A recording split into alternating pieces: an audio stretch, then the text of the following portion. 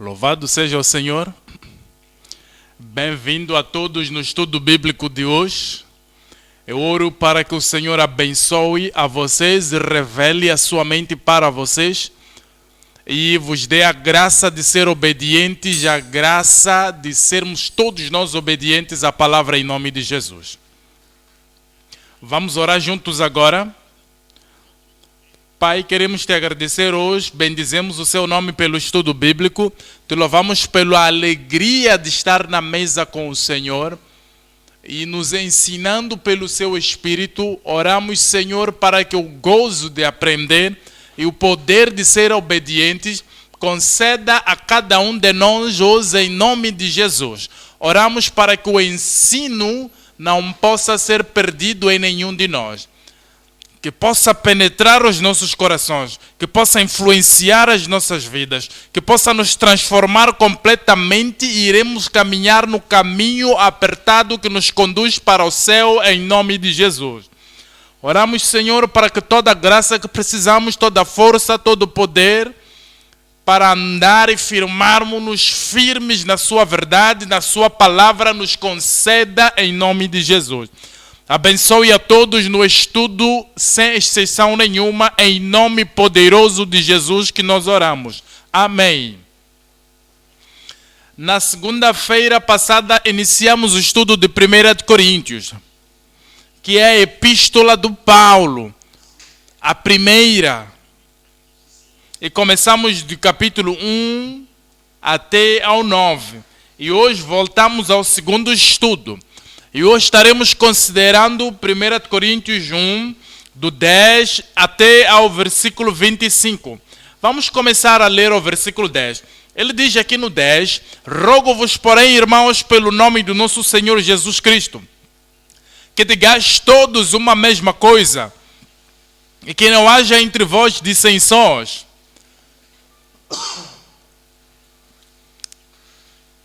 Antes sejais unidos no mesmo Espírito e no mesmo parecer. Este é o versículo que irá orientar o estudo. Ele explica tudo e continua nos dizendo o propósito e a prioridade da unidade escritural em sua igreja. No tempo em que o apóstolo Paulo escrevia a igreja, escrevia para a igreja de Coríntios, ele escreve também de forma extensiva para todas as igrejas no Universal. Ele escreve para igrejas locais, escreve para as igrejas nacionais, escreve para as igrejas aonde você pertence. Ele nos fala aqui acerca da prioridade da unidade na sua igreja.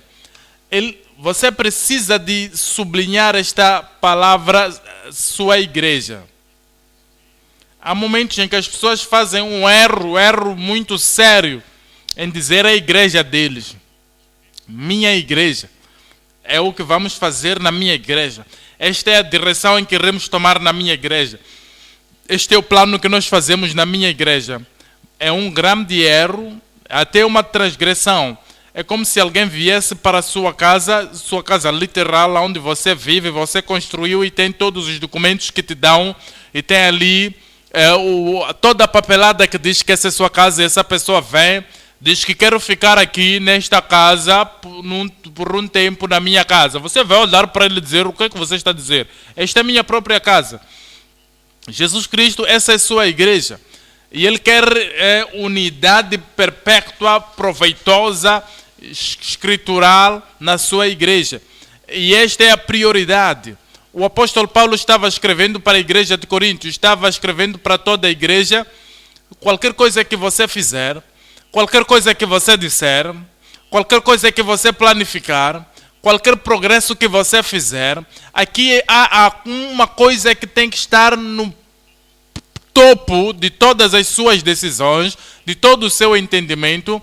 Isto deve ser o ponto principal das suas aspirações, a prioridade da unidade escritural em sua igreja. Iremos dividir o estudo em 3 partes. Número 1, o preço do compromisso com a unidade em Cristo. Existe um preço a pagar. Se alguém pode dizer, eu sou membro da igreja, sou ministro da igreja, que a unidade na igreja, ela demanda ou requer um preço. E nós temos que pagar este preço pelo amor de Cristo e pelo progresso da igreja. Nós pagamos o preço e pelo cumprimento, ou seja, um membro, um ministro, um servo, para cumprir com o propósito, nós pagamos o preço do cometimento da unidade na igreja em Cristo. Número 2 é a prevenção da contenção e desunidade na igreja. A prevenção de contenção e desunidade na igreja. A desunidade destrói. A desunidade ou contenção vai destruir qualquer boa coisa que nós tivermos feito, qualquer coisa que todos nós tivermos feito juntos. A contenção e desunidade vai destruir isto. Se tiver essa tendência, essa direção para o povo de Deus em Coríntio, nós temos que olhar o que é que causa esta contenção, o que é que causa essa desunião, o que é que causa essa desunidade, o que é que causa este tipo de situação e fazer tudo o que estiver a nosso alcance para prevenir esta contenção e desunidade na igreja. Ponto número 3 é a pregação da cruz e a unicidade de Cristo. A pregação da cruz. É por essa razão que a igreja está aí para pregar o evangelho, para ensinar as pessoas de Deus, que nós temos que evangelizar o mundo, pela pregação do evangelho, para edificarmos e levantarmos a igreja, pela pregação do evangelho, e fazendo assim, quando nós tivermos essa unidade, e cuidarmos daquilo que... e cuidarmos de toda a contenção e desunidade. E Cristo, por que é que Cristo nos colocou ali? A razão é pela pregação do Evangelho, pregação da mensagem do Evangelho, pregação da graça de Deus que nos foi dada na cruz do Calvário. A pregação da cruz e a unicidade de Cristo. Vamos agora para o ponto número 1. Ponto número 1 é o preço do compromisso com a unidade em Cristo. Mais uma vez, vamos ler este versículo. Por favor, abra sua Bíblia, 1 Coríntios capítulo 1, versículo 10. Em 1 Coríntios capítulo 1, versículo 10. Rogo-vos, porém, irmãos, está falando aqui de irmãos e irmãos, está a falar aqui daqueles que já nasceram de novo, irmãos. Eu vos rogo, irmãos, pelo nome do nosso Senhor Jesus Cristo. Esta é a coisa grande, o nome supremo que você pode pensar. Ele diz, o que é que eu posso fazer para te ajudar, para te encorajar, para estar unido? Ele diz, pelo nome do nosso Senhor Jesus Cristo, que todos vós, sem exceção nenhuma,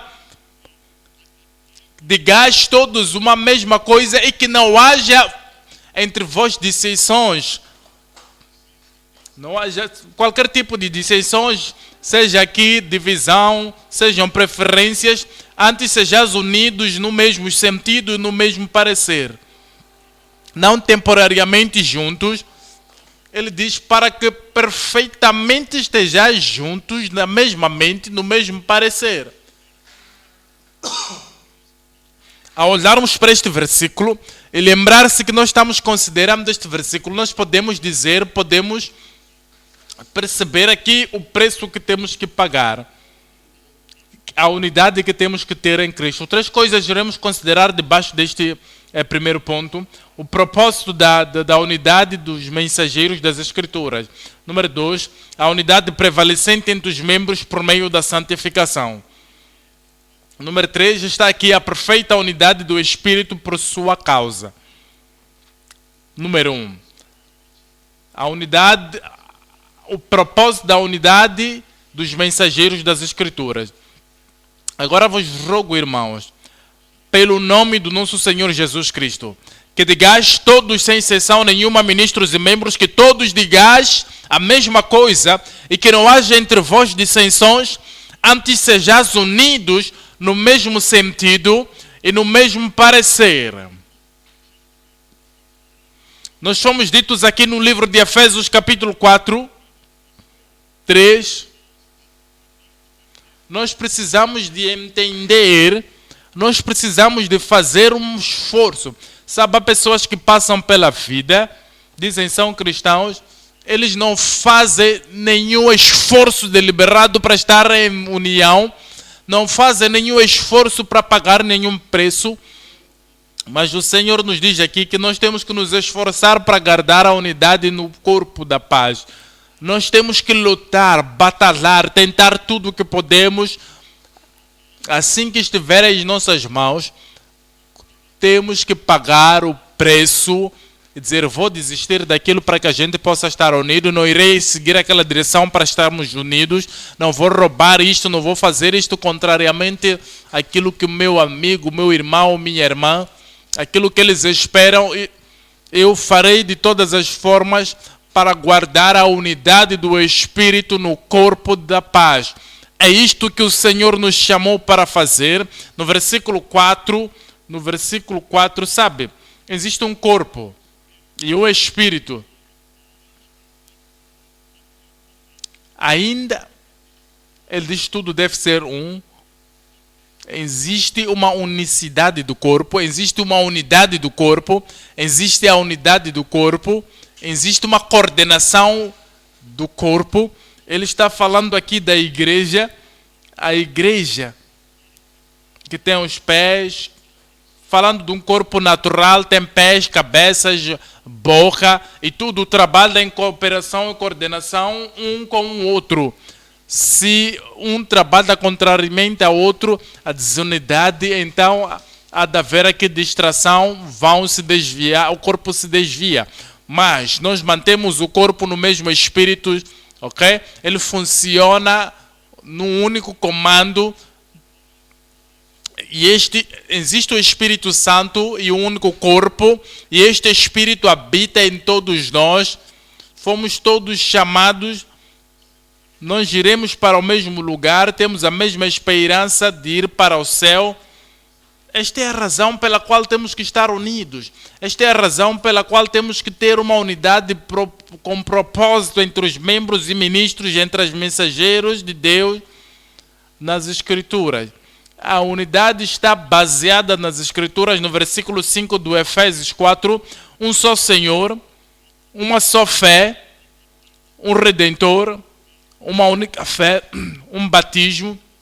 No versículo 6, por causa deste único corpo, único Pai, um só Deus e Pai de todos, o qual sobre todos e por todos e em todos.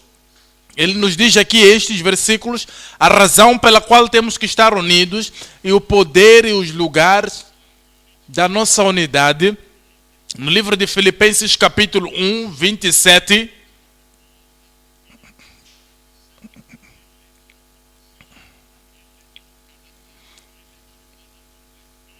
somente deveis portar-vos dignamente conforme o Evangelho de Cristo, para que quer vá e vos veja, quer esteja ausente, ouça acerca de vós que estás no mesmo Espírito. Veja isto, estás no mesmo Espírito, não é uma unidade superficial, é uma unidade do Espírito, do coração, da mente. Ele diz que devemos nos firmar no mesmo Espírito e numa única mente. Veja isto, com uma única mente, combatendo juntamente com o mesmo ânimo pela fé do Evangelho. Existe um único propósito, existe um único desafio, uma única meta para o progresso do Evangelho. Então nos firmamos todos. No 2 de Timóteo 3, 16. Qual deve ser a base da nossa unidade? Todas as Escrituras são dadas pela inspiração de Deus e é proveitosa para a doutrina. É por isso que nós devemos ser unidos, ok? E para ensinar, para redarguir, para corrigir, para instruir em justiça. No versículo 17, para que o homem de Deus seja perfeito. É por isso que temos que estar unidos. Quando todos os ministros de Deus estão unidos, quando todos os mensageiros do corpo estão unidos, todo filho de Deus na igreja, todo crente, todos tornam-se perfeitos, ok? E perfeitamente instruídos para toda boa obra. entre os membros, entre os ministros também, entre todas as pessoas que dizem ser membros da igreja, habitando em Cristo, permanecendo em Cristo, habitando em Cristo. Há uma unidade prevalecente entre esses crentes através da santificação. Vamos para 1 Coríntios capítulo 1, 10. Ele diz: agora rogo-vos, irmãos, pelo nome do nosso Senhor Jesus Cristo, que todos vós, irmãos, que todos vós, membros, que todos vós falais a mesma coisa, e que não haja divisão entre vocês, que não hajam dissensões entre vocês, que não haja desarmonia entre vocês. Todo aquele que nasceu de novo, ele habita em Cristo, é cheio do Espírito de Deus. Dizer eu discordo, você não discorda com Cristo, você não discorda com seu irmão, você baseia-se nas Escrituras, você firma-se nas Escrituras, não há discórdia, não há desarmonia, não haverá nada que possa te encostar, te possa pôr do lado, não haverá divisão entre vocês, se todos estiverem perfeitamente juntos, na mesma mente, no mesmo parecer. Unidade prevalecente entre os membros através da santificação. Você se pergunta como é que os membros da igreja podem estar juntos e nunca desacordarem-se, nunca haver um desacordo, se olharem para a mesma direção, se olharem para o mesmo destino, se viajarem juntos para o mesmo ponto. E se todos estiverem enchidos pelo mesmo Cristo, enchidos pelo mesmo Espírito, estiverem todos sendo dirigidos e controlados pelas mesmas Escrituras, é assim que podem estar juntos, sejam 2, 3, 10, 100, ou multidões, ou milhões. Quando estiverem todos sendo enchidos pelo mesmo Cristo tem a mesma unidade entre eles por causa da santificação. João 17... Em João capítulo 17, 17.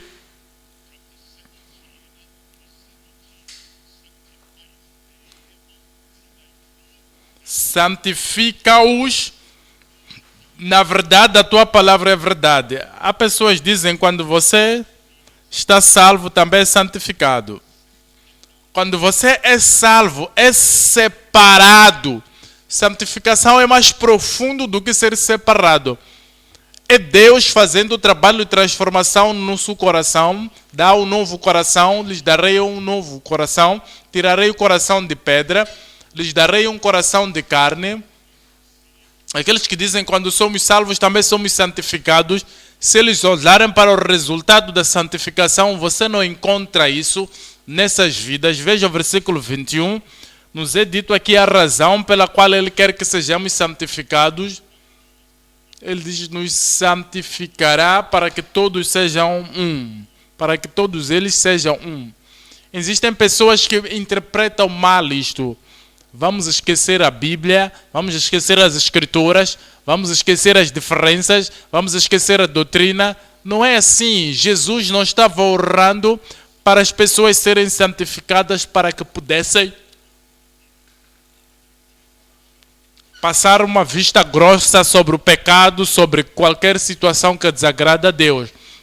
Ele quer que a gente esteja unidos no Espírito, a gente esteja unidos no propósito pelo qual a igreja deve ser estabelecida por Ele, para que todos sejam um nas Escrituras, um em doutrina, para que todos sejam um em propósito e objetivos da vida, assim como o Pai está em mim e eu, para que eles também sejam um em nós.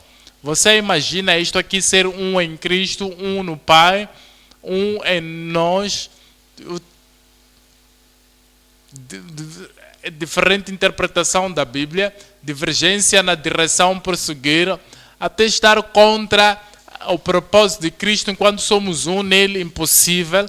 A união que Jesus orou por ela e a união prevalecente que nós temos que ter, a união que nós temos que ter é que todos sejam um em nós e que o mundo possa crer que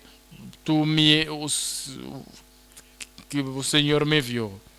E a glória que tu me deste, eu os dei. A unidade traz a glória de Deus, traz tudo isto para a nossa vida, para que a glória... Eu dei-lhes a glória que me deste para que sejam um como nós somos um.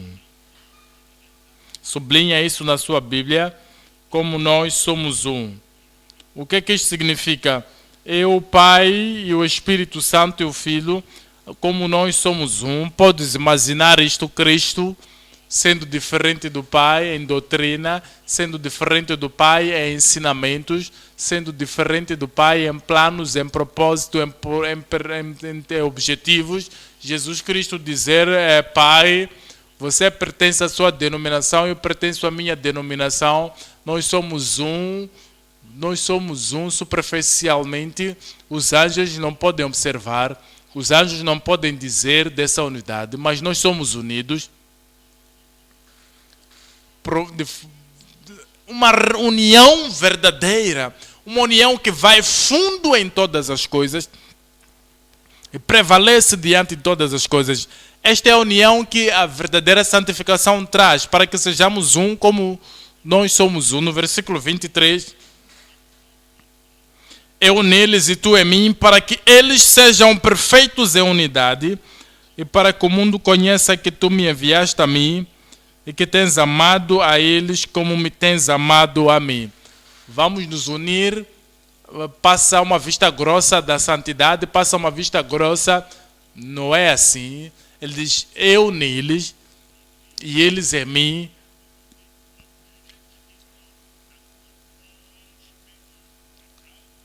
Para que sejam perfeitos, para que o mundo saiba que eu os enviei e eu os amo como o Senhor me ama. Há uma união com propósito aqui prevalecente. Agora vamos para esta perfeita unidade de Espírito por sua causa. 1 Coríntios capítulo 1, 10. Ele diz, agora rogo-vos, irmãos, pelo nome do nosso Senhor Jesus Cristo, para que todos faleis a mesma coisa. Não é quando estás na igreja, para que todos digais a mesma coisa. Todos aqueles que estão ministrando para as mesmas pessoas. Os cantores estão ministrando. O professor da examinação das escrituras, ele ensina. E todos os outros que têm qualquer outra coisa por fazer ou dizer, os porteiros estão ali fazendo o seu trabalho, todas as mulheres e homens de Deus estão ali dizendo, fazendo qualquer coisa para o corpo de Cristo, para a igreja local. Todos falam a mesma coisa para que outro assista ao outro, outro complementa ao outro.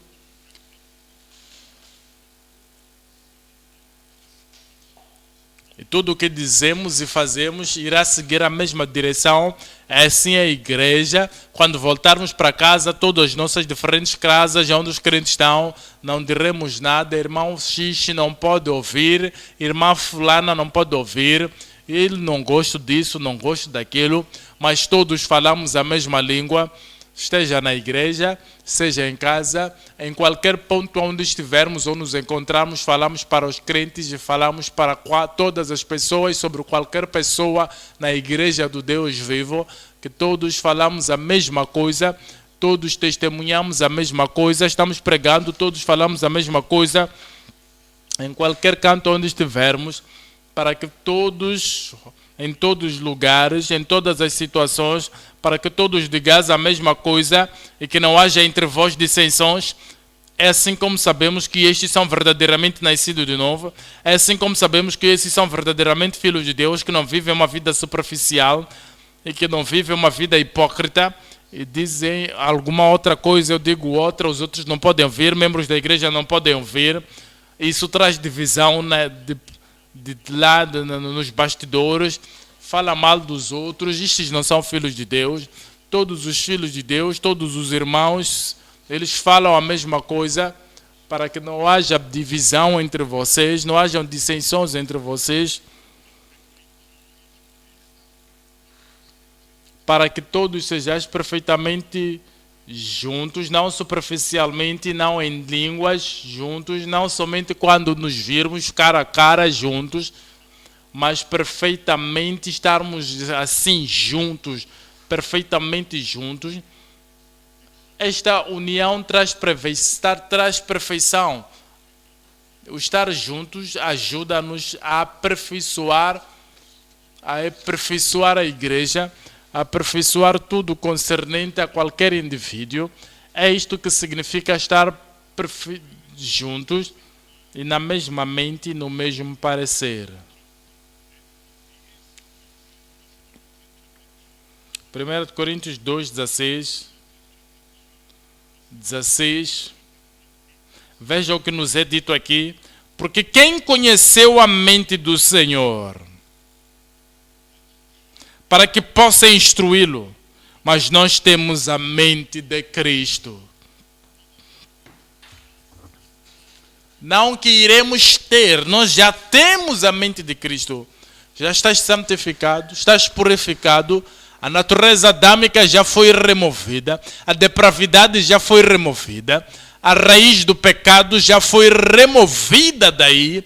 E já o Senhor te dá um novo coração, uma nova vida. Tenhamos a mesma mente. Entenda, por exemplo,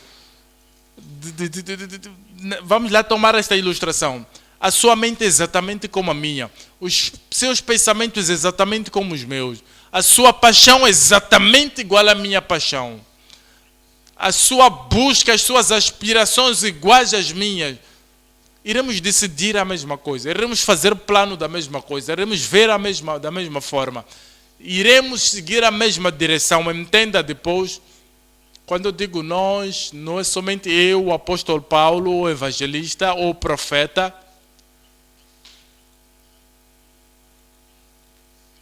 O pastor, o profeta, todos têm a mente de Cristo, os ministros, os mensageiros, os cantores, os obreiros, todos temos a mesma mente de Cristo e todos os membros da igreja comendo na mesma mesa, habitando na mesma palavra, sendo enchidos pelo mesmo Espírito de Deus, todos tendo a mente de Cristo, haverá perfeita unidade.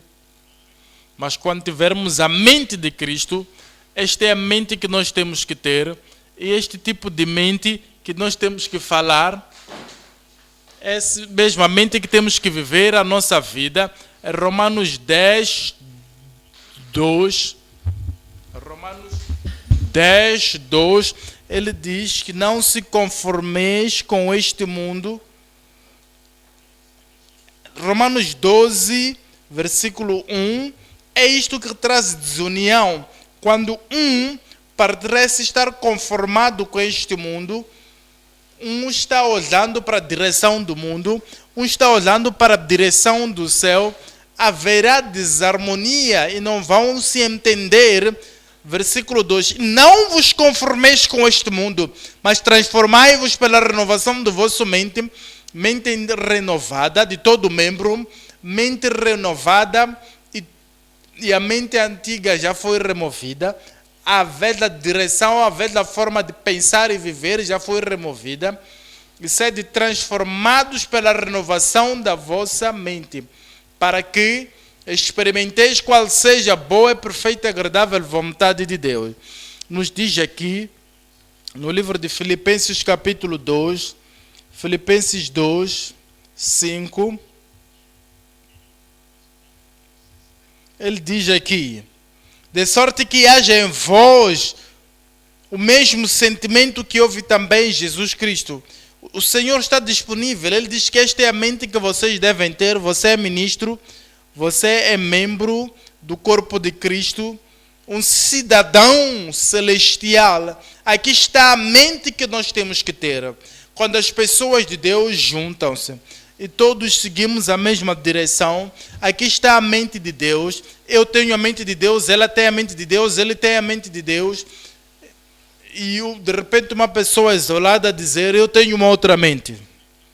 Não penso assim. Que mente você tem? Se as pessoas estiverem juntas, 5 pessoas juntas, tiverem a mesma mente em Cristo, construídas, baseadas no espírito, e depois uma pessoa isolada dizer: eu sei que essa é a Bíblia, sei que isto é o que todos esperam, sei que estamos orando poderosamente e esta é a direção que temos que seguir, mas eu tenho a mesma mente. Irmão, isso não é certo. Que a mente de Deus esteja em vós, que esta mente de Deus esteja em vós, que também esteve em Cristo Jesus. Olha versículo 6, no versículo 6, que sendo em forma de Deus, não teve por usurpação ser igual a Deus, mas, sabe, Senhor Jesus Cristo, Filho de Deus, ele não competia com Deus. Será que eu também sou Deus? Vou provar isto, preciso de ser independente, vou fazer da minha forma, não posso estar a fazer tudo o que o Pai já me manda. Ele dizer, não, o Pai me mandou para fazer, é isso que eu irei fazer.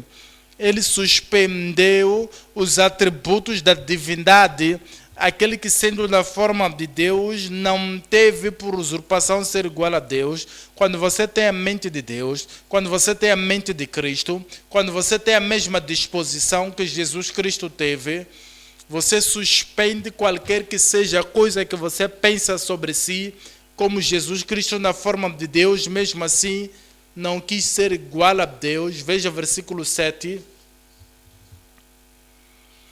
Mas aniquilou-se a si mesmo, tornando-se a forma do servo, fazendo-se semelhante aos homens. Este é o segredo que ele tomou. A forma do servo que eu tomo sobre mim, eu vim servir o povo de Deus. A gente vem para servir a humanidade, a gente vem para servir a Deus como Jesus Cristo, e nós nos esvaziamos de quem nós somos e nos fazemos sem reputação. Nós não olhamos para a nossa reputação, para a honra, para reconhecimento. Ele se fez alguém sem reputação, mas tomou sobre si a forma de um servo.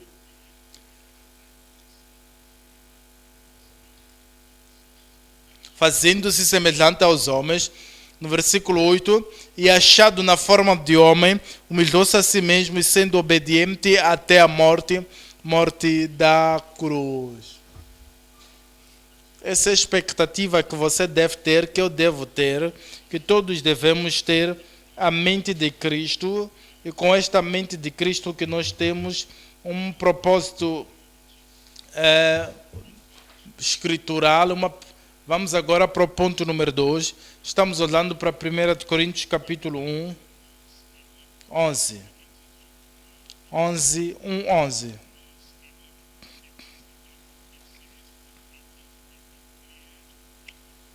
Porque a respeito de vós, irmãos meus, me foi comunicado pelos da família de Chloe que há contendas entre vós.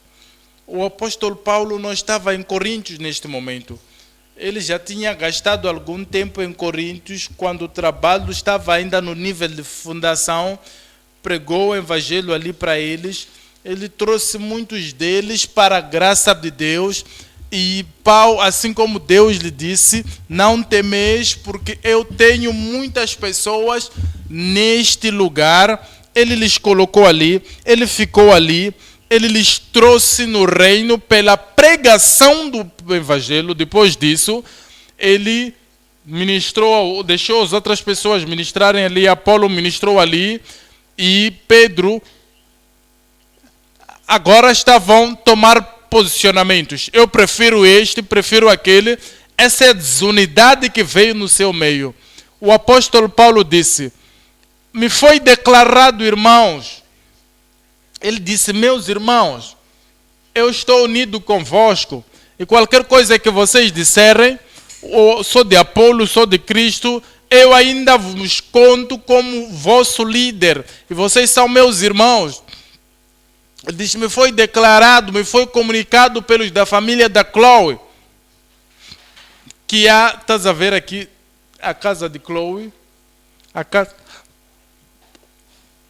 eram crentes e eram membros daquela mesma igreja, e eram as pessoas que escreveram para o apóstolo Paulo dizer: apóstolo Paulo, desunião aqui, as pessoas estão dizendo isto e aquilo, mas você entende, a casa de Chloe não escreveu uma carta anônima. São covardes. Eu não quero que eles saibam que fui eu que mandei essa carta. E Paulo, se você tiver que corrigir isto aqui na igreja, não mencione o nosso nome, não mencione a nossa casa, não mencione que é a casa de Chloe, porque estão usando para nós, eles quiseram firmar-se na verdade, e porque quiseram se firmar na verdade, não havia segredo. Foi-me declarado pelos irmãos que são da casa da Chloe, que há contendas entre vós. Estamos olhando para alguma coisa aqui. Prevenção da contendas e desunidade na igreja. Sempre lembra-se isto. Esta é a igreja de Deus. Esta é a igreja de Cristo. Esta é a igreja que Ele pagou preço para redimir e para trazer todos do mundo da prevenção e da contenção na igreja. 3 coisas também iremos ver debaixo desse subtópico: contendas evitáveis e a desunião na igreja. Sabe, é evitável isto. Nós podemos nos precaver disto. Você pode parar qualquer coisa que traz desunião, eu paro qualquer coisa que traz... Então todos nós paramos qualquer coisa que traz pequena correção ali, pequena mudança aqui, pequeno deleitar-se ali, pequena submissão ali, é prevenível. Nós podemos prevenir isto. Nós podemos também evitar a desunião. Número 2, concentração priorizada no discipulado, na comissão.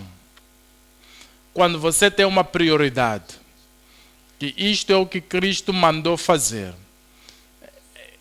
e isto é o que eu vou fazer, esta é a minha porção naquela comunidade, e você olhar para a comunidade e a coisa importante que foi lhe chamado para fazer, eu estou olhando para a coisa importante, a prioridade daquilo que me chamaram para fazer.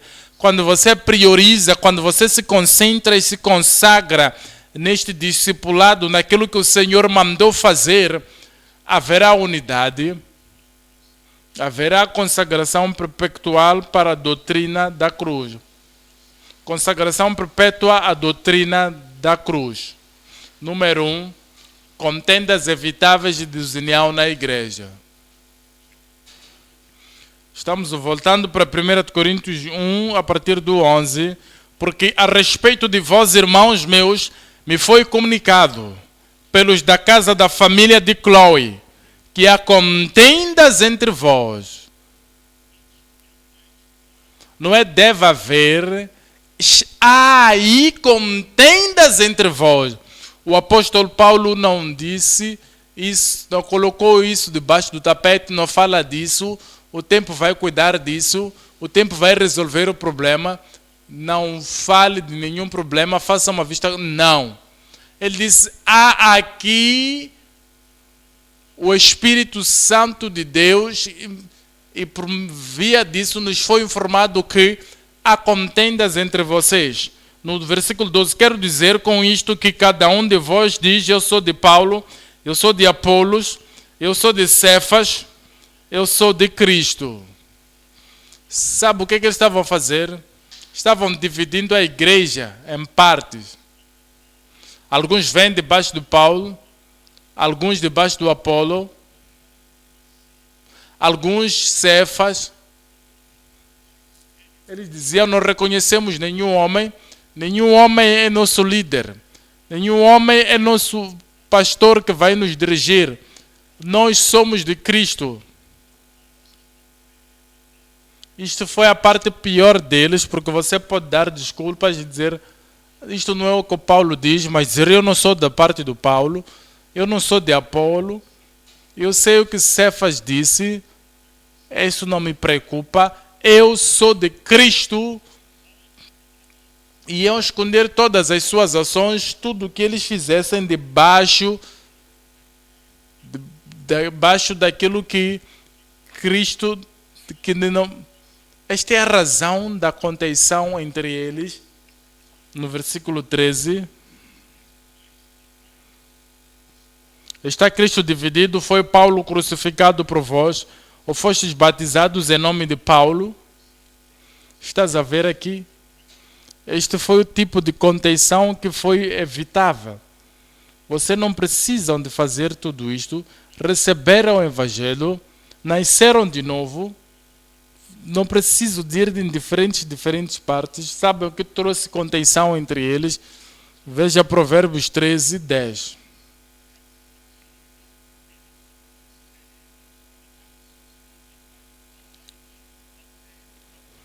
Da soberba só provém a contenda. É falta de submissão. Da soberba só provém a contenda. Falta de humildade. Da soberba só provém a contenda. Dizer eu sou acima de Paulo, sou acima de qualquer coisa que o Apolo diz, sou acima, este é o Apolo, eu estou acima. Quem é Apolo? Quem é Cefas? Eu estou acima disso. Estavam acima de todos os ministros, estavam acima de todos que pudessem ensinar, que pudessem aconselhar, que pudessem dirigir, que pudessem falar para eles. Foi este orgulho que trouxe contenção. Somente pelo orgulho, sublinha isso, somente, quando há contenção em qualquer família, seja o marido orgulhoso ou a mulher orgulhosa, ou os filhos orgulhosos, ou os sogros orgulhosos, o orgulho se esconde em alguma parte, é o orgulho que faz o fogo da contenção, da desunidade, continuar queimando e ninguém pode apagar este fogo. Quando há orgulho no coração, onde Cristo deve sentar, onde Cristo deve ocupar, onde a palavra de Deus deve ocupar, onde o Espírito de Deus deve controlar.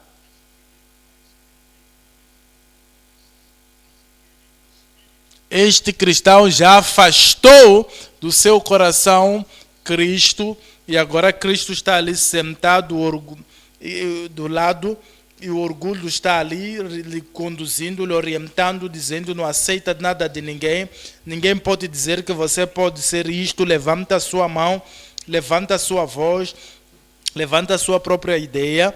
É o orgulho que traz contenção. Ok? Mas aquele que ouve o conselho, isso traz sabedoria. É sábio. Olhando para o livro de 2 de Coríntios 12, 2 de Coríntios 12,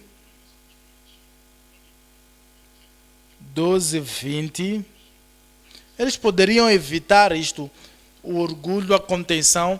Está aqui o que aconteceu entre o povo de Coríntios, aqui no livro de 2 de Coríntios 12, 20. Porque eu temo quando vier não vos encontre como eu desejava, e olha para isto aqui agora, porque receio que quando chegar vos não ache como quereria, e não seja achado de vós como quererias, que de alguma maneira haja pendências, invejas, giras, porfias, distrações, mexericos, orgulhos e tumultos. Por que estão a competir? Há competição no mundo. Isso lhes trouxe para o público. Vamos ouvir a ti e debater. Eu vou oferecer isto, eu vou oferecer aquilo. O outro vinha também nesse debate. Eu vou oferecer isto, vou oferecer aquilo. E por causa deste tipo de debate, houve ali contenção e inveja, invejando a posição que este tem e invejando iras, porfias, distrações, lutando, mexericos, orgulhos, tumultos. 21, que quando for outra vez, no versículo 20, que quando for outra vez o meu Deus me humilhe para convosco, e chore por muitos daqueles que dantes pecaram, e não se arrependeram da imundícia, e prostituição e desonestidade que cometeram. Durante todo esse debate, durante toda essa desunião, não vai olhar para a sua vida pessoal, muita coisa, descuidado, transgressão, apostasia, veio e ninguém estava corrigindo isto, porque todos estavam procurando a posição, cada um buscava a sua posição, cada um buscava a eloquência do Apolo, cada um buscava a experiência do Cefas, cada um buscava o plano de se colocarem na pedestria para dizer eu sou de Cristo. Não estava olhando para a sua vida pessoal, é por isso que tudo estava correndo.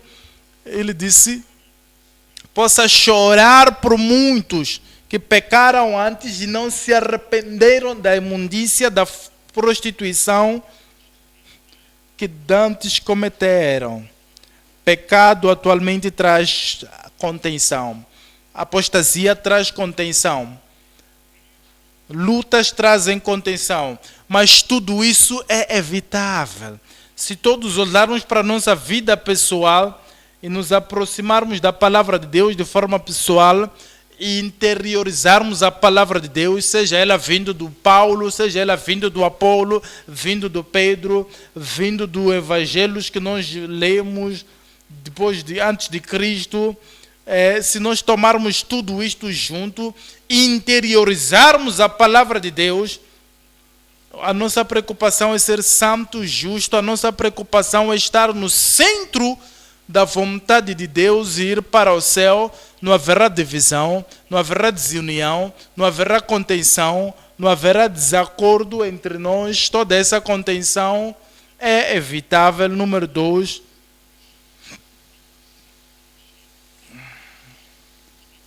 Concentração priorizada no discípulo da comissão.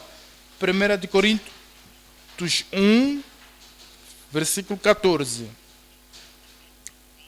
Dou graças a Deus porque a nenhum de vós batizei, senão a Crispo e a Gaio, no versículo 15, para que ninguém diga que fostes batizados em meu nome. E no versículo 16, e batizei também a família de Stefanas, além destes, não sei se batizei algum outro. No versículo 17, porque Cristo enviou-me não para batizar, mas para evangelizar em sabedoria.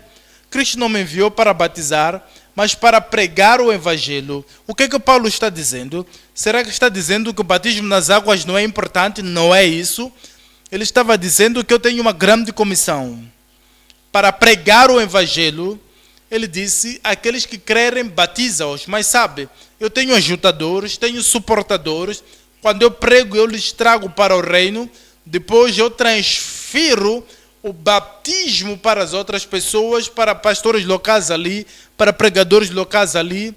E depois me movo do Coríntios para outro lugar. Tenho convertidos e esses novos convertidos eu os entrego para pastores que são batizados. Vou para um outro lugar, prego o evangelho. Minha concentração, minha prioridade é a pregação do evangelho. Os outros fazem o batismo.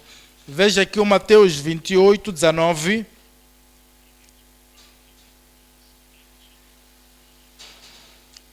Portanto, ide, ensinai todas as nações, batizando-as em nome do Pai, do Filho e do Espírito Santo. No versículo 20, ele diz, no versículo 20, ensinando-as a guardar todas as coisas que eu vos tenho mandado, e eis que eu estou convosco todos os dias até a consumação dos séculos. Amém. O apóstolo Paulo está dizendo, existe batismo nas águas, existe discipulamento, ensinando-as todas as coisas que eu vos tenho comandado. Quando essas pessoas são trazidas para o evangelho, ele permitia que os outros ensinassem. Como é que pode fazer isto? Será que você não devia batizar? Veja João 4, 1.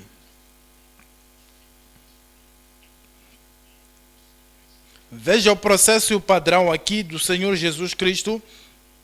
E quando o Senhor entendeu que os fariseus tinham ouvido o que Jesus fazia e batizava mais discípulos do que João, ainda que Jesus mesmo não batizava mais dos seus discípulos. No 2 é aqui onde está explicado. Ainda que o mesmo Jesus não batizava, mas os seus discípulos. Veja isto. Jesus os trouxe para o conhecimento da salvação. Jesus os chamou para o arrependimento. Eles se arrependeram, desviaram-se do pecado, vieram para o reino de Deus. Então Jesus não os batizava, mas os seus discípulos. Veja o versículo 3, no versículo 3. Deixou a Judeia e foi outra vez para a Galileia. Era isto que o apóstolo Paulo fazia. Os chamava para o evangelho e os suportadores e as outras pessoas que trabalhavam com ele batizavam esses convertidos na água. Venha para 1 Coríntios capítulo 1, 17.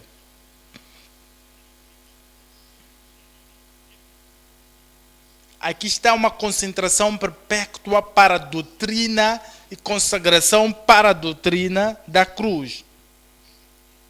Porque Cristo enviou-me não para batizar, mas para evangelizar. Aqui a prioridade é a pregação do evangelho, não em sabedoria de palavras para que a cruz de Cristo se não faça vã.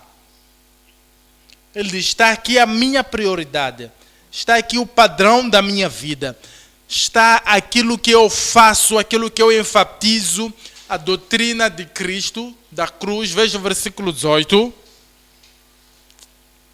Porque a palavra da cruz é loucura para os que perecem, mas para nós que somos salvos é poder de Deus. Eu trago as pessoas face a face com o poder de Deus, com a pregação do Evangelho. Ele diz aqui em Hebreus 12, 2. Hebreus 12, 2. Olhando para Jesus, o autor e consumador da fé, o qual pelo gozo, o entendimento das pessoas em relação àquilo que Jesus Cristo é, as outras podem fazer o batismo das águas, olhando para Jesus, ok? O autor e consumador da fé, o qual pelo gozo que lhe estava proposto suportou a cruz. Suportou a cruz desprezando a afronta e assentou-se à destra do trono de Deus. Ele diz, essa é a minha prioridade. A morte de Cristo e aquilo que Jesus fez para remover os nossos pecados e nos trazer para o reino. E nos fazer habitar no reino. Vamos ao ponto número 3 agora. Ponto número 3 é a pregação da cruz e a unicidade de Cristo. A pregação da cruz e a unicidade de Cristo. 1 Coríntios 1, 18. 1:18. 1 Coríntios 1, 18. Porque a pregação da cruz é loucura para os que perecem, mas para nós que somos salvos é o poder de Deus. A pregação do Evangelho é o que nos conduz para experimentarmos o poder de Deus. Esse é o poder que salva. Este é o poder que transforma. Este é o poder que converte. Este é o poder que recria-nos uma nova natureza. Este é o poder que santifica. Este é o poder que nos traz para a bênção e na totalidade de toda a provisão do Calvário. Ele diz, é por isso que eu me concentro nesta pregação da palavra. 3 coisas estão debaixo também deste subtópico. A pregação das provisões na cruz de Cristo. A pregação das provisões na cruz de Cristo. Número 2. A predição do perigo dos concorrentes contraditórios. Aqueles que contradizem a cruz de Cristo, aqueles que contradizem a provisão da salvação através da cruz do nosso Senhor Jesus Cristo, contradizem todas as promessas, contradizem tudo aquilo que o Senhor fez na cruz, a predição do perigo dos concorrentes contraditórios. Número 3, os participantes do poder de Cristo crucificado. Os participantes do poder de Cristo crucificado. Número 1. 1 Coríntios 1, 18. Porque a palavra da cruz é loucura para os que perecem, mas para nós que somos salvos é o poder de Deus. Essa cruz de Cristo é o poder de Deus. Nos é dito em Efésios capítulo 2, lendo 16. Efésios 2, 16.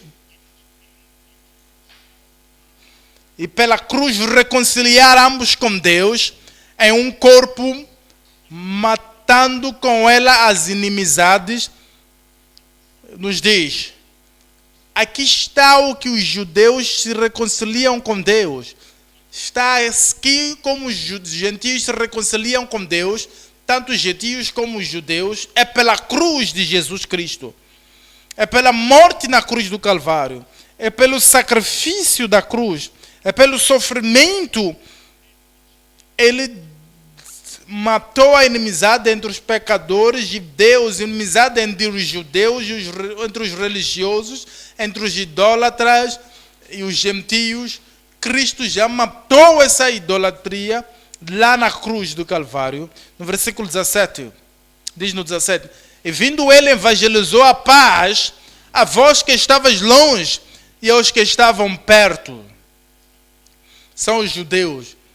No versículo 18: porque por ele ambos temos acesso, porque por ele Cristo que pagou o preço pelos nossos pecados, porque por ele o nosso Salvador, o nosso Redentor, pagou o preço na cruz do Calvário, porque por ele ambos temos acesso, nós judeus e gentios, homens e mulheres, porque por ele ambos temos, não importa qual é a direção de onde a gente vem, porque por ele ambos temos acesso, porque por ele ambos temos acesso ao Pai, por ele Cristo, aquele que se sacrificou, por ele Cristo, qual pagou o preço na cruz do Calvário, temos acesso ao Pai em um mesmo Espírito.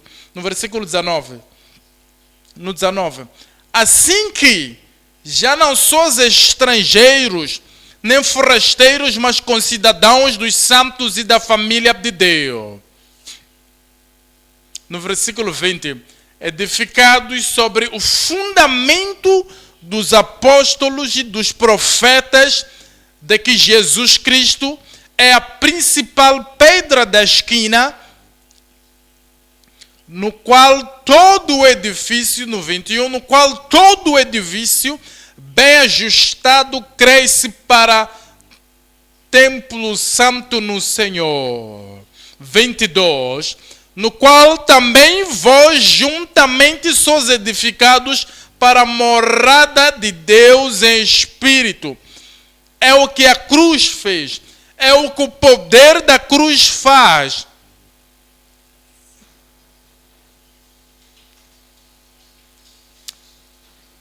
Cristo que morreu por nós na cruz do Calvário. Colossenses 2, 13. 2, 13. E quando vós estavas mortos nos pecados e na incircuncisão da vossa carne, vos vivificou juntamente com ele, perdoando-vos todas as ofensas, versículo 14, havendo riscado a cédula que era contra vós nas suas ordenanças, a qual de toda alguma maneira nos era contrário o nosso pecado, as consequências do nosso pecado, a acusação do diabo, tudo que era contrário a nós por causa da nossa transgressão, tudo que gerava aqui o julgamento e a condenação, ele tomou do caminho, do meio de nós, cravando-a na cruz. Ele tomou toda a nossa condenação, cravando-a na cruz. Ele tomou todas as nossas acusações, cravando-a na cruz. Ele tomou todo o nosso julgamento, a ira de Deus contra nós. Ele tirou isso do caminho e martelou na cruz, cravou-a na cruz. No versículo 16, portanto, ninguém vos julgue e despojando os principados e potestades, os expôs publicamente, e deles triunfou em si mesmo. Vamos à segunda parte. A predição do perigo dos concorrentes contraditórios. Estamos olhando para 1 Coríntios 1, 19.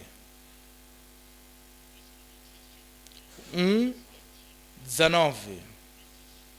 Porque está escrito: destruirei a sabedoria dos sábios e aniquilarei a inteligência dos inteligentes. Você entende? Está falando daqueles que são inteligentes mais do que a provisão do Calvário, aqueles que são mais inteligentes do que a pregação do Evangelho, aqueles que contam a pregação do Calvário loucura e se julgam inteligentes na filosofia do mundo, e contam a inteligência de Deus e a provisão de Deus e a pregação do Evangelho, uma coisa louca, e contestam contra a pregação do Evangelho, contestam contra a salvação que Cristo providenciou na cruz do Calvário. Eles dizem: está escrito, destruirei a sabedoria dos sábios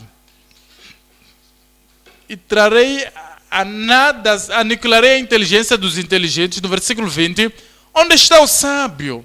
Onde está o escriba? Onde está o inquiridor deste século? Porventura não tornou Deus louca a sabedoria deste mundo? No versículo 21, nos diz: visto como na sabedoria de Deus, o mundo não conheceu a Deus pela sua sabedoria.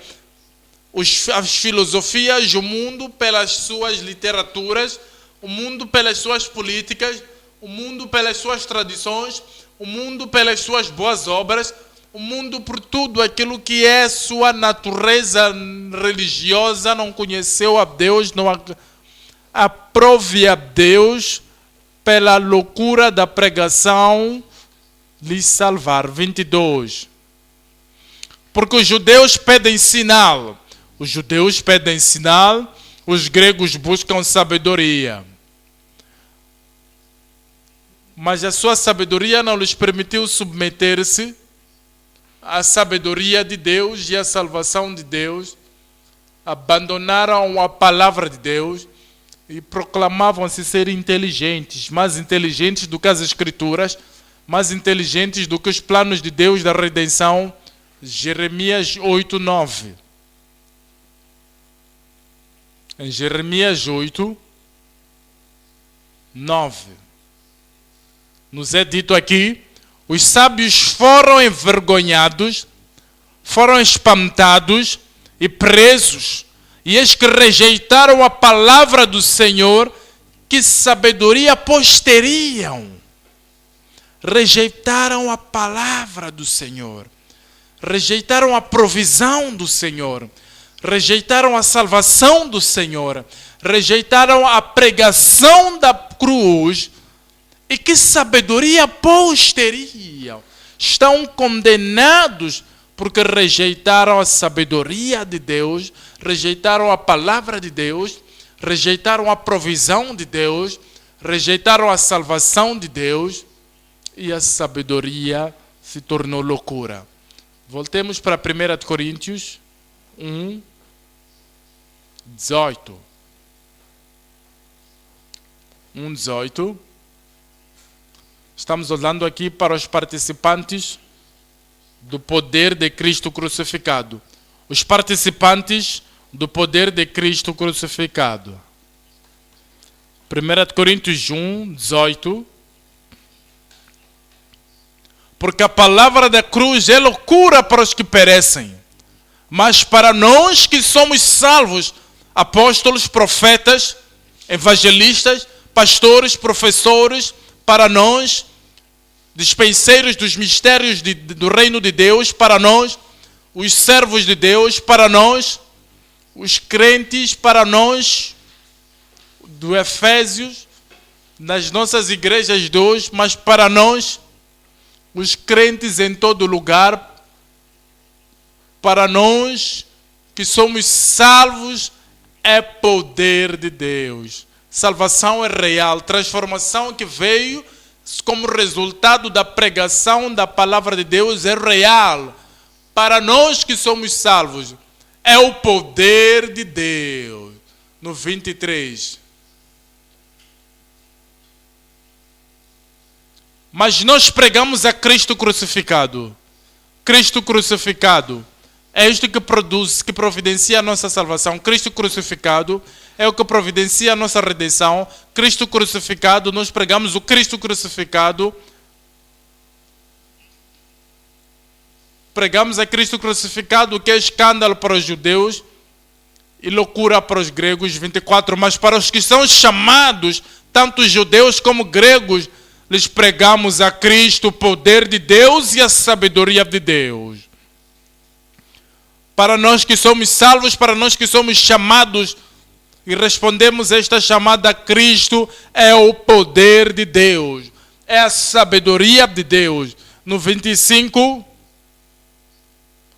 porque a loucura de Deus é mais sábia do que os homens. Não há loucura em Deus. Mas os judeus chamam loucura de Deus aquilo que é providência de Deus para a salvação.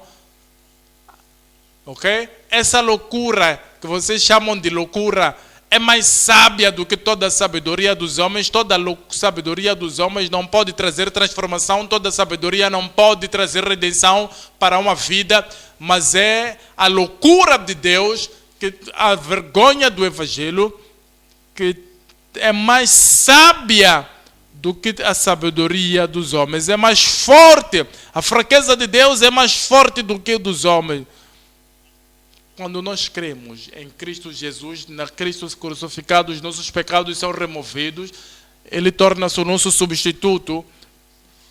Ele remove os nossos pecados e torna-se participante da nossa salvação, participantes da nossa redenção, participantes de tudo que Ele nos ofereceu pela sua morte na cruz do Calvário. Veja capítulo 2 agora, no capítulo 2, no livro de 1 Coríntios 2. Porque nada me propus saber entre vós, senão a Jesus Cristo e este, o crucificado. Porque é a fonte da nossa salvação. É Ele que fez a provisão para a nossa salvação. Sem a cruz não há salvação, não há conversão. Sem a crucificação não há conversão. Ele diz: eu não quis saber nada entre vós, povo de Corinto, excepto a Jesus e Ele o crucificado. Esta é a coisa que trouxe a salvação para nós agora. Em Romanos 1,16. Romanos 1,16. Ele diz: porque não me envergonho do Evangelho de Cristo. Todos podem ter o Evangelho de Cristo, envergonha do Evangelho de Cristo, porque os gregos dizem: é tudo que vocês têm, é tudo que podem dizer. Eu olho para isso como se não fosse nada. Não é filosófico o suficiente. Ele diz que eu não tenho vergonha do Evangelho de Cristo. E os judeus dizem: vocês não estão proclamando a lei de Moisés? Será que é tudo que vocês têm a dizer? Ainda que nos mandem presos pela pregação do Evangelho, eu não me envergonho, porque é o poder de Deus para a salvação de todo aquele que crê. Primeiro do judeu, eles abandonaram a lei de Moisés, se abandonaram os sacrifícios dos animais e virem para crer no Cordeiro de Deus, que remove os pecados do mundo, do judeu e para o do grego, e também do grego, quando ele abandonar a sabedoria dos gentios, quando ele abandonar a idolatria dos judeus, quando ele deixar toda a adoração dos heróis e crer em Jesus Cristo, e ter essa fé em Cristo Jesus, porque é o poder de Deus para a salvação de todo aquele que crê e torna-se uma nova criatura em Cristo Jesus. A transformação acontece, ele torna-se uma nova criatura em Cristo Jesus. 2 Coríntios capítulo 5, 17. 2 Coríntios 5, 17. assim que se alguém está em Cristo, algum homem, seja judeu, seja gentio, seja grego, alguém está em Cristo. Se alguém era religioso antes, não era cristão, quando alguém vem para Cristo, se alguém estiver em Cristo, é nova criatura, salvação veio, transformação acontece, redenção acontece, reconciliação com Deus acontece, é uma nova criatura. As coisas velhas passaram, eis que tudo se fez novo. Eis que tudo se fez novo. Esse é o Evangelho. Isso é o que Ele quer que a gente tenha. 1 Coríntios 1. 1 Coríntios 1, 10.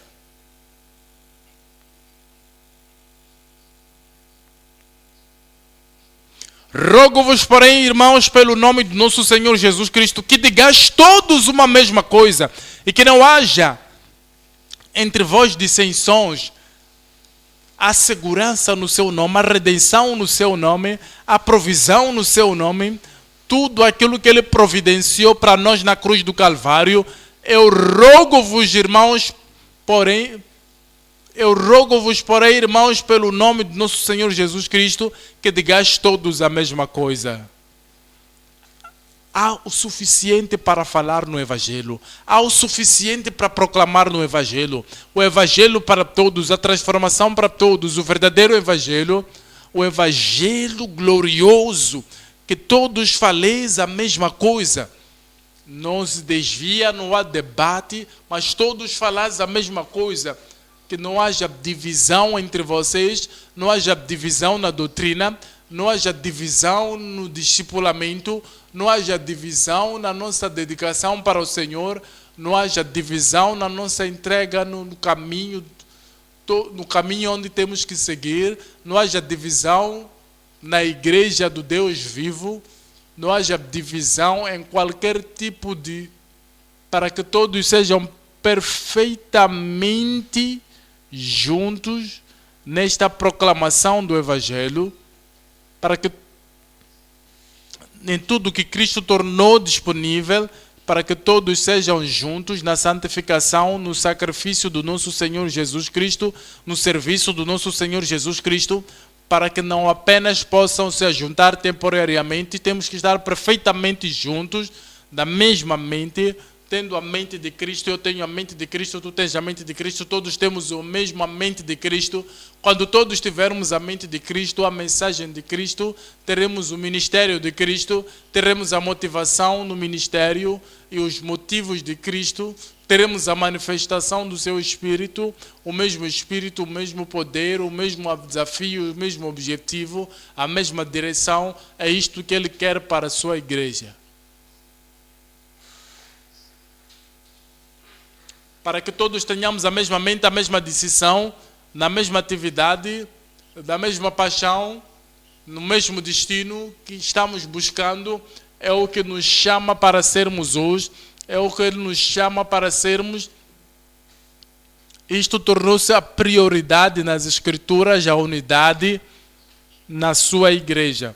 Diga ao Senhor que tudo o que Ele te revelou hoje, que o Senhor te fará interiorizar, que o Senhor fará com que você personalize isso, que o Senhor te dará, que fará você esquecer tudo, tanta outra coisa, saber que Cristo é o Senhor, Cristo é o foco, Cristo é a coisa principal, é Ele que nos chamou, é Ele que temos que buscar, é dele que temos que depender, e toda a provisão da cruz do Calvário torna-se sua, torna-se minha, e continuaremos andando a progredir, a crescer, a avançar na nossa vida. Vamos nos levantar agora, falar com o Senhor em oração. Vamos nos levantar, irmãos, falar com o Senhor. Levanta-se, irmã, fala com o Senhor. Diga, ó Deus, para que te dê o coração da união. Você tem que dizer ao Senhor. Você tem que ver essa visão unida. Essa união com propósito, essa união com o propósito do povo de Deus, para que hoje, depois desta oração que você está fazendo, oração de cometimento, oração de entrega total ao Senhor, para que depois haja união, mais perfeição, mais entrega com o povo de Deus, com a igreja de Deus, com o ministério, que os ministros e os membros, né, toda a família, que possam progredir a união que Cristo providenciou através da cruz no Calvário. Diga ao Senhor que te examine qualquer debate no seu coração, qualquer divisão no seu coração, qualquer desarmonia como hábito, qualquer tipo de natureza que você sempre está em desunião. Você descobriu orgulho ali, pode trazer contenção. Podemos prevenir essa contenção, podemos prevenir essa desunião. É algo tribal que está ali, que diz: nós temos que ter isto, nós temos que ir à minha direção. Não é esse orgulho. Você permite orgulho para ficar no trono do seu coração. Por que você não deixa Cristo ser do trono? Que não haja debate, que não haja desarmonia, que não haja nada que possa trazer contenção na casa de Deus, no seu coração. Contenção começa no coração. E em casa, será que você é unido com sua esposa, seu marido? Você está unidos na família de Deus? Você está unidos na igreja local? Tudo tem que seguir o seu caminho. Se não seguir o seu caminho, você vai destruir isso. Será que você pode ficar atrás, pode ficar do lado, dizer: não, eu irei debate, desarmonia, tudo irá evaporar. Eu irei buscar a união do povo de Deus.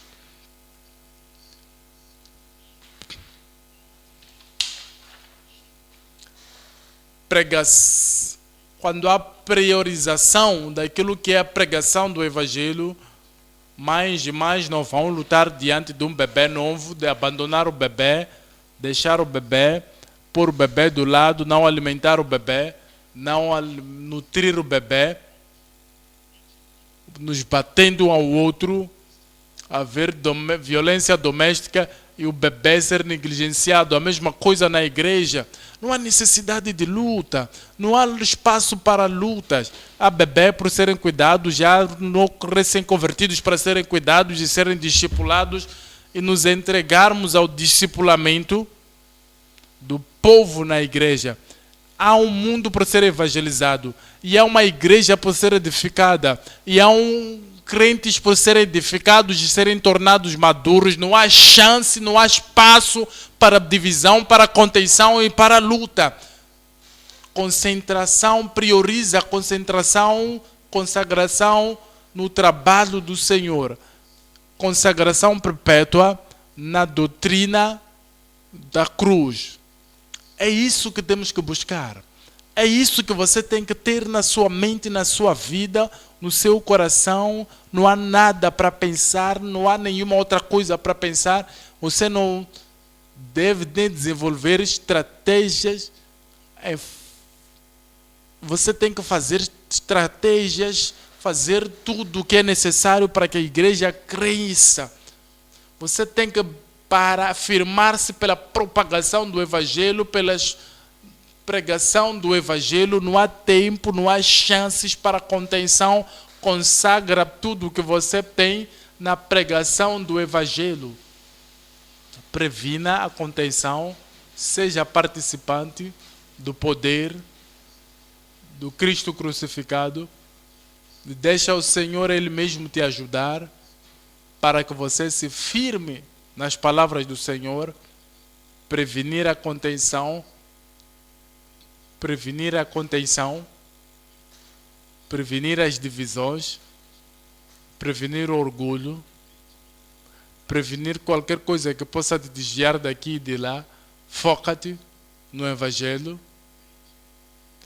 previna qualquer coisa que possa fazer você se concentrar em qualquer outra coisa para além do Evangelho, para além da conversão dos pecadores, para além dos crentes maduros. E diga ao Senhor, você prioriza isto. Concentra no seu coração o Evangelho. Essa será a prioridade da sua vida. Haverá uma consagração perpétua. A consagração que você teve antes te lembra de tudo, como você trabalhava pela salvação das almas, como você se dedicava, como era dedicado para o reino de Deus, como você trabalhava para o reino de Deus. Traga essa consagração de volta mais uma vez, que será perpétuo. Aquilo que Cristo poderia ter feito se estivesse aqui, o mesmo zelo, a mesma fervência, o mesmo poder, a mesma paixão, a mesma busca, a mesma mente focada naquilo que é essencial. Você não se espalha aqui e ali, não pensa nessa coisa essencial, importante, que é a pregação do Evangelho de Cristo, aquele que morreu na cruz. Você é perpetuamente consagrado na doutrina de Cristo na cruz. E prega. Seja um pregador, seja um ganhador de alma, sejam... A seara está pronta, mas os lavradores são poucos. O Senhor te chama para que você dê a pregação da palavra de Deus, dê a prioridade, isso como prioridade. Não deixe um dia passar sem pregar a palavra, sem dizer a ninguém que religião não basta. Temos que nos reconciliar com Cristo através da cruz do Calvário, através daquilo que Cristo fez e buscou para nós.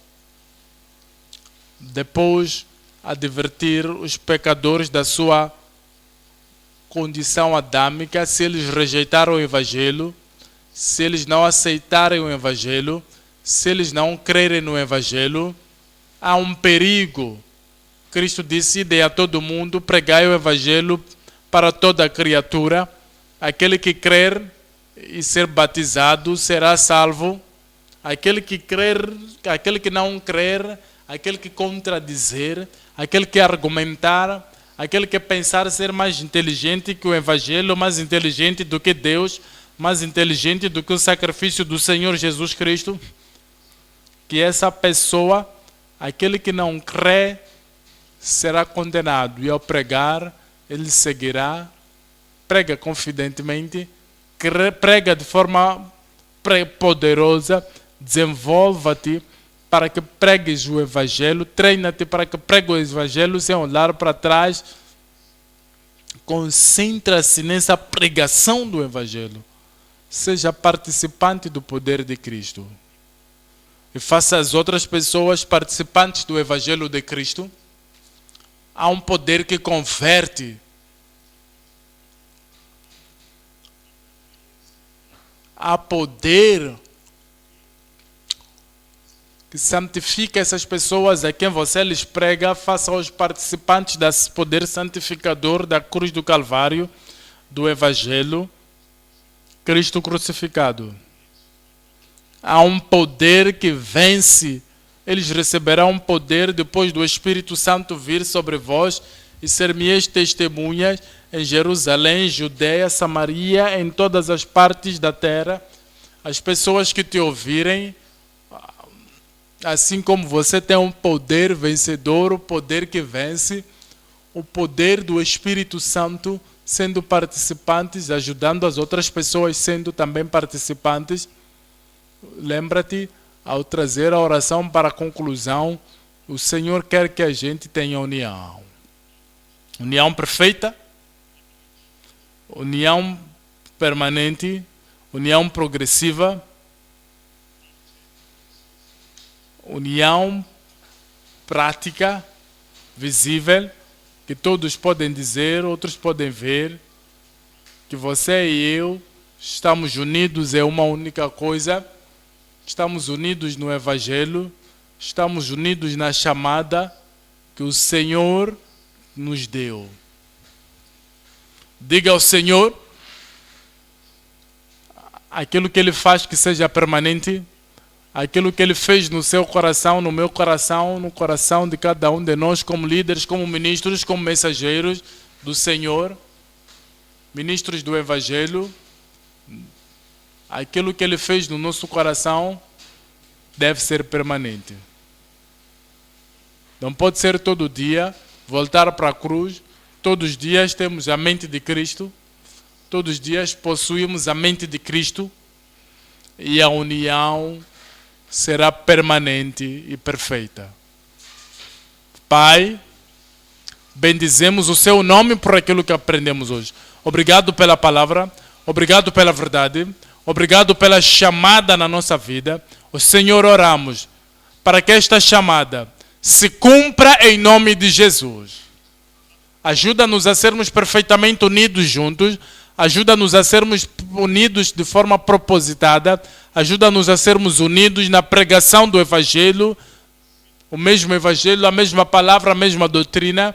Senhor, nós oramos para que não haja divisão, não haja contenção, não haja debate, não haja guerra na nossa lista, no nosso meio, em nome de Jesus. Senhor, nós oramos para que esta prática, essa unidade prática perfeita, nos faça sermos mais poderosos em proclamar a palavra, assim como oras para nós que esta palavra possa nos tornar mais unidos e que possamos crer que o Senhor, o Deus, o Pai, nos enviou, e ao crerem que o Senhor nos enviou, haverá uma apropriação para os nossos pecados, como nosso Senhor. Muitos virão para o Senhor e serão salvos. Muitos virão para o Senhor e verdadeiramente serão salvos.